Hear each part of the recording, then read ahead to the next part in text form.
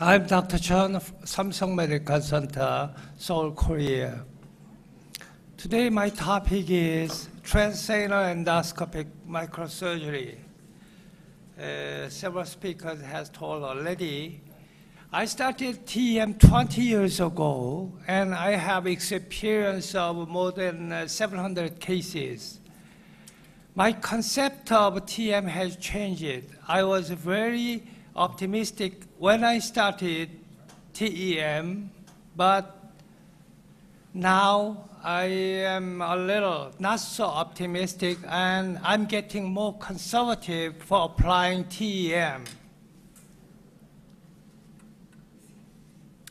Just to remind you, the first meeting in Guangzhou.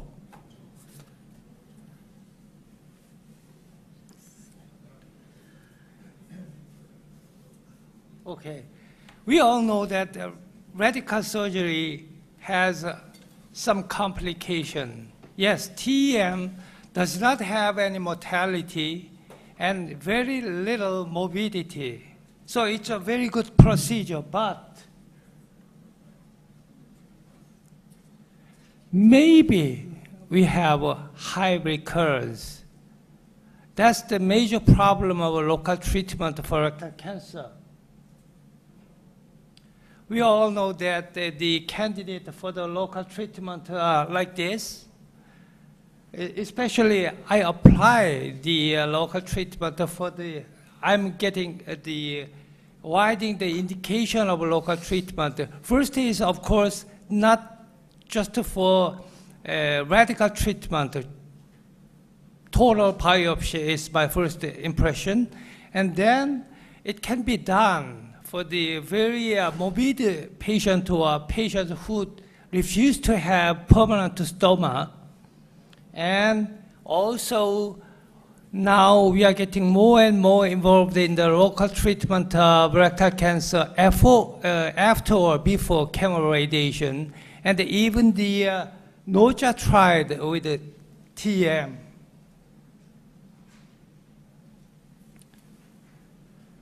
TM has some advantage as far as local treatment is concerned, and compared to TEM, transanal excision has some limitation.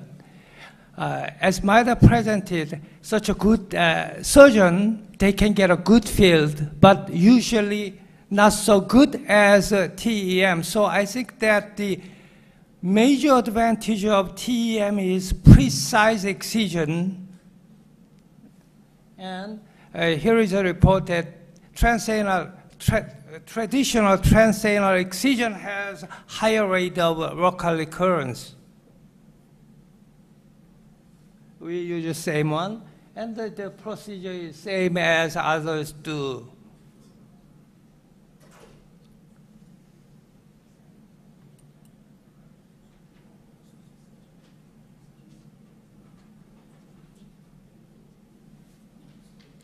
I think that the difficult part is the suture.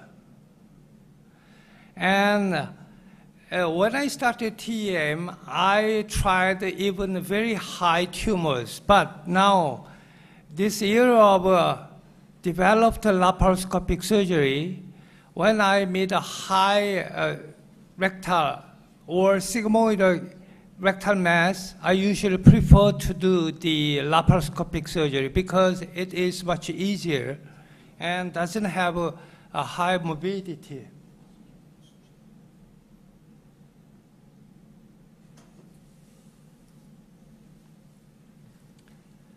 Yes, TM is technically difficult and complex, but now many surgeons are capable of doing the TEM, and one of the big disadvantages still we have a higher possibility of reoperation, even if we select it before operation. The lymph node metastasis is high in SM2. Even SM2, it is higher than 10%. Sometimes I do the TEM without closing the cap. It's much easier. So we have done more than 800 cases of TEM, and our first report was comparing the T1 and T2 cancer with radical surgery and TEM. At that time, the local recurrence compared 74 cases of T1 and T2 with, and there was 2 local recurrences in T1 and 4 local recurrences in T2 group. We compared it with the radical surgery group, and among 17 T1, there was 1 local and distant, and 1 distant metastasis. Among 83 T2, there was 5 local recurrence and 4 distant metastases. In analyzing the data, we found that there was a significant difference in local recurrence rate in T2 tumor, but there was no statistical significant difference in survival rate and disease-free survival. So at that time, our conclusion was in T1 rectal cancer, between radical surgery and TEM, no difference in 5-year local recurrence rate and disease-free survival rate and survival rate. But for the T2, there is a higher local recurrence. Recently, we reviewed all the specimens and subdivided it SM1, SM2, and SM3. The study is still ongoing. I'm very pessimistic about the result. It's much worse than I expected. So I'm getting more and more conservative, especially when the tumor is very close to the anus. If you do the local excision first, we do not have much margin when we need the radical surgery. So especially when the tumor is within 2 centimeters anal verge, I'm thinking twice before I try local excision. And we have another report, the patient who had T2, T3 rectal cancers and refused to have abdominal peritoneal resection and severe comorbidity. And in that case, TEM was done, 6 to 8 weeks of chemoradiation. Compared to the local treatment alone, this was relatively good. For those who has CR or TIS, there was no recurrence. And T1, we didn't know histologically bad characters, there was no recurrence. So I'm considering whether after local excision, chemoradiation is effective or not. But still, I don't have the evidence or conclusion to supporting the chemoradiation after local excision. So from our experience, our lessons was local excision alone is associated with a high risk of local failure, both for T1 and T2 tumors. And T2 tumors should not be treated with local excision alone.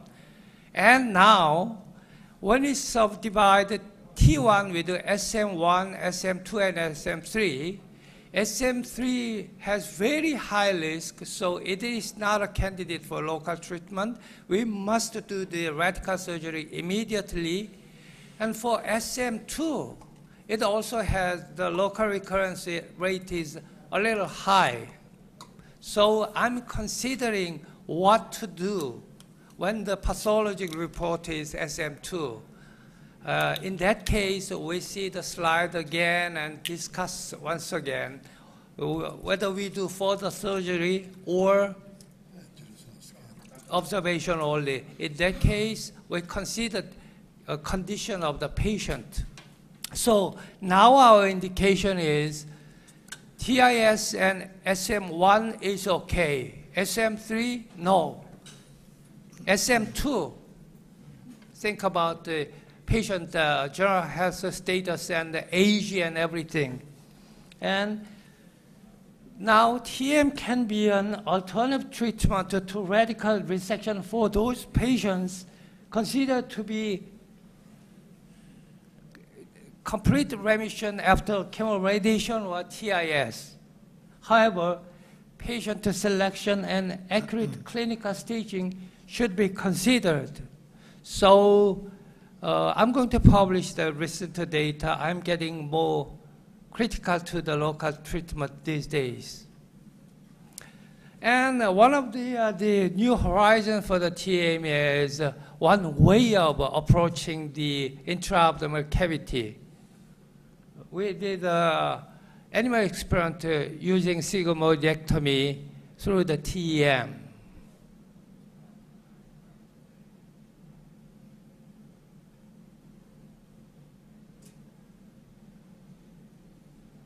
So in conclusion, I believe that we can widen the indication of TEM, but should be very conservative for the early rectal cancers, especially when the tumor is SM3. Thank you so much. Thank you. Any question?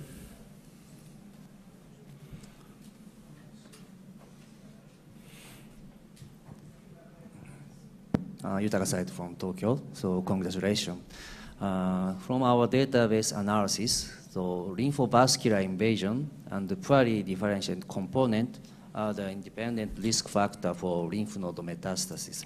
So please analyze your data about the SM2 cancer. Yes, we analyzed it, and if the SM2 cancer doesn't have any risk factor, we consider observation. But if there is any risk factor, we always consider radical surgery. Please.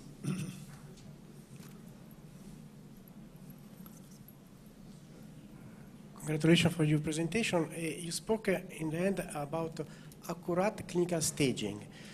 What is your opinion about the morphology? I mean, if it's a little bit too serrate, there is some evidence there is high risk of lymph node metastasis, whatever is SM2, SM1 is some other. Yeah, thanks. Before the operation, we always do ELUS or MRI, but I don't think it's of great help.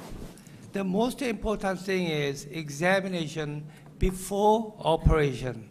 After anesthesia, I always check again and will go on to local excision or open the belly. I always say talk to the patient before operation. If I believe that you need further operation, I will not do local excision.